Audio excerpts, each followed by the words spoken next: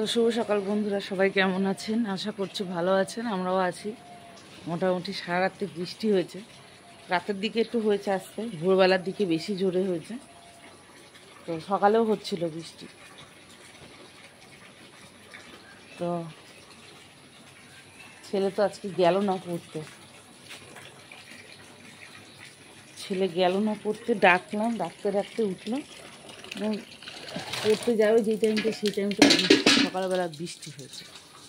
তো ছেলেটার টনসিলের প্রবলেম আছে তো একটু, তার মধ্যে পরশু দিনকে পড়তে গেছে, ওখানে ছুটি হয়ে গেছে।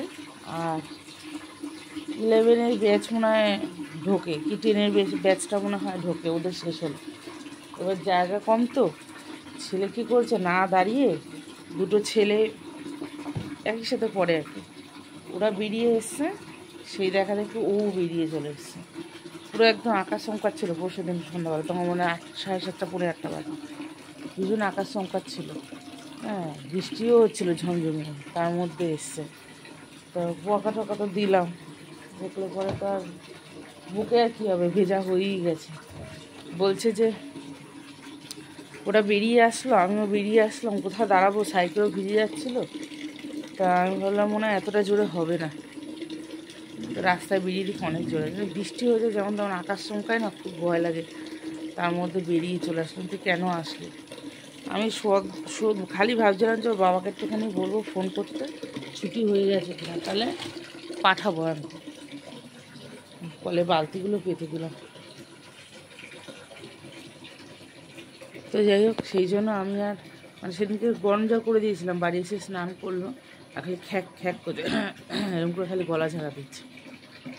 তো আমি আর সেরকম জোর করলাম না, যে যাকগে, এরপর যদি ভোগে আরও বেশি ভোগান্তি হবে। তখনও চা খাওয়া হয়নি, চা খাবো, কাজকর্ম করছি। তো আমি চা করতে গেছিলাম যে ছেলেকে পড়তে পাঠাবো বলে, তো বাবান বললো দেরি হয়ে গেছে মা, আর চা বসাতে হবে না, আমি বসাচ্ছি এসে। সুপারি পড়েছে দুটো। জলের কী অবস্থা, জল ভরে গেছে আবার।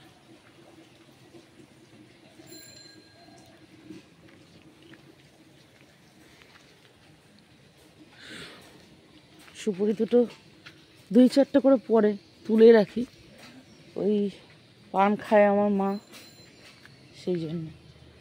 আর দেখো ফুলের কড়ি, কালকে বাবারে কি জোর লাগলো আমার মাথায়, তুলে রেখেছি, একটা ছিল, এটা মনে হয় চোরেদের নজরে পড়েনি। চলো ঘরে গিয়ে দেখা হবে, দুটো সুপুরি একটা ফুল। বন্ধুরা চা চলে এসেছে, মিটি সোনা চলে আসো, বসো, এটা সরিয়ে দাও, আসো এখানে এসে বসো, কারেন্টটা চলে গেছে। বই এই তো সকালবেলা ঘুম থেকে উঠে বই নিয়ে বসেছে, আর একটা বই, ওইটা কালকে রাত্রি 2টো বাজে, তখন আমাকে তুলেছে ঘুমের ঘোরে, চোখ বন্ধ করে, আমার বইটা কোথায়, বই নিয়ে আসো, বই পড়তে হবে। ছেলেকে বলছে সকালবেলা, বলছে হ্যাঁ এত পড়ার চাপ না, ওই জন্য রাতে ঠিকঠাক ঘুম আসছে না। এ চা ঠান্ডা হয়ে গেল কিন্তু।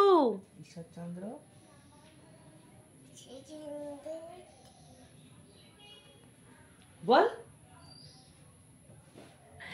একটা আদর্শলিপি বই নিয়ে এসছে, বইটার ওপরে ঈশ্বরচন্দ্র বিদ্যাসাগরের ছবি রয়েছে। তা সেইটা আমার ছেলে মেয়েকে বলছে, বলতো এটা কে, এটা কে, নাম জানিস, বলতো ঈশ্বরচন্দ্র। আর যেই না ফোনটা ঘুরিয়েছে উনি কথা বন্ধ হয়ে গেছে। কি বলবো। জল নিয়েছিস, খাওয়ার জল নিবি না? পুচকি বোতলে জল নেই তো, এনে নে নে, ধর। মেসেজ করেছিস জলের? এবার সময় নেই।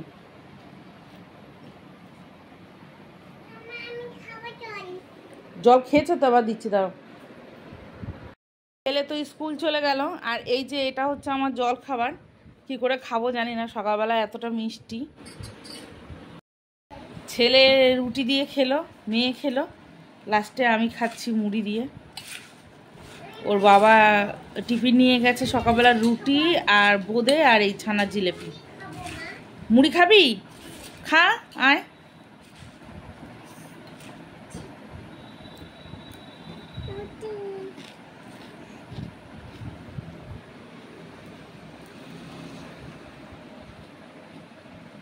ভালো? তোমার সাথে ঝগড়া কেন করলি? আমার সাথে ঝগড়া করলো ওই যে ফুটির বোতলটা, ওই দেখা যাচ্ছে, হ্যাঁ এই বোতলটার প্লাস্টিকটা পুরো টেনে টেনে ছিল, যা দেখবে সব টেনে টুনে ছিঁড়ে ফেলবে, কিচ্ছু রাখবে না, খুঁটে খুঁটে নখ দিয়ে বকেছে। তাই বলছে এটা তোমার জন্য হলো। আচ্ছা আমি কি করলাম, বোতলটা তো তোর হাতেই ছিল। বলছে তুমি চুপ করো একদম, তোমার বেশি সাহস, তোমার বেশি সাহস তো বলতে হবে না, সাহস। তাই বলছে আমার সাহস হবে না, আমি তো মা, আমার তো সাহস হবে। বলছে না তুমি মা না, তুমি পচা, তোমার গল্প বলতে হবে না। মানে আমি যেন ওকে গল্প না বলি।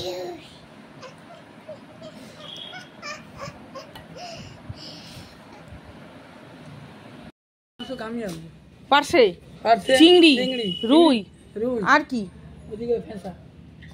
এই ফেসা মেসা কি সব ভালো মাছ।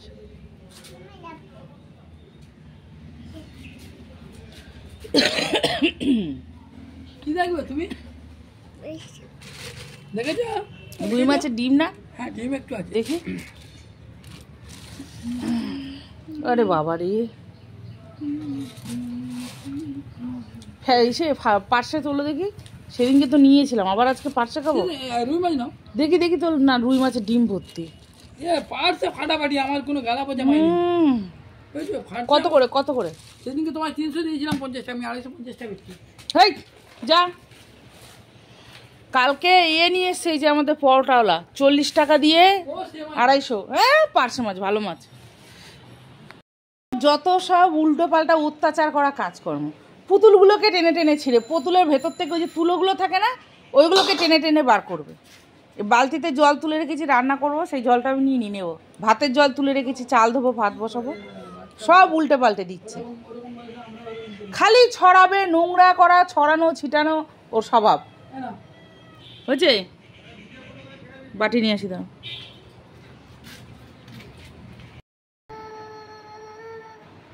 কি করছো? উলু করছো বাবা? তো বন্ধুরা শাপলা নিয়ে বসেছি, সকাল সকাল শাপলা ছাড়াচ্ছি। আর আমার মেয়ে ফুলগুলো নিয়ে হঠাৎ করেই দেখছি মাথায় উলুলু দিচ্ছে, হয়ে গেছে আগে দুবার করা। আমি ঝট করে ফোনটা নিয়ে এসে একটু ভিডিও করে নিলাম, তাই না মা? হ্যাঁ। দেখো সেই পার্শে মাছ কেটে ধুয়ে নিয়ে আসলাম। মাছগুলো সত্যি ভালো আছে, টাটকা আছে একদম। আর আগের দিনের মাছটাও খুব টেস্ট ছিল, এই মাছটাই নিলাম। আর দেখো মাছটা নুন হলুদ মাখিয়ে নিয়েছি, সেই একই পোস্ত দিয়ে আর সর্ষে দিয়ে ঝাল করব, কেন ঝোল টোল তো খাবে না। আমি ভেবেছিলাম না বেগুন দিয়ে রান্না করব। তো বন্ধুরা দেখো সর্ষে পোস্ত, দুটো কাঁচা লঙ্কা নিয়ে নিয়েছি, আর এখানে তেলও গরম হয়ে গেছে।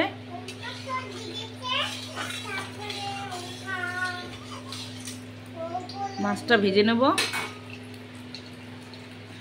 এই দেখো এই বেগুনটা ভেবেছিলাম কি মাছের মধ্যে দিয়ে দিই, দেখি ফুটো কেন, পোকা আনা কি কে জানে। তো ভাবলাম যে না থাক, ভাজা খাবে। বেগুনটা পোকা নিয়ে এসছে দেখে, শোনো আমার রেখে দাও তো বেগুনটি। বন্ধুরা দেখো মাছ একে একে ভাজা হয়ে গেল, আর এখানেও কিছুটা ভেজে রেখেছি। তো আজকে আমাকে এই তেলের মধ্যে এখন মানে ফোড়ন আমি কিছুই দিতে পারবো না, কেন কালো জিরেটাই ফোড়ন দিই। কালো জিরেটা শেষ হয়ে গেছে, আমি বলেছি কালো জিরে নিয়ে আসতে, নিয়ে এসে সাদা জিরে। সাদা জিরে রয়েছে আমার, লাগবে না, তাও নিয়ে এসছে ভুল করে। আর আমাদের বাজার 15 দিনের বাজার একবারে করে রাখে, আবার 15 দিনের বাজার করে, এত কথা বলে না। তখন আর কিছু করার নেই, এমনিই করতে হবে। আর মাছটা খুব বেশি ভাজলাম না, পার্শে মাছ তো অনেক বেশি ভাজলে না ভালো লাগে না। আর এই মাছটা আমাদের বাড়িতে খুবই ভালো খায়। এ দেখো টমেটোটা দিয়ে দিলাম,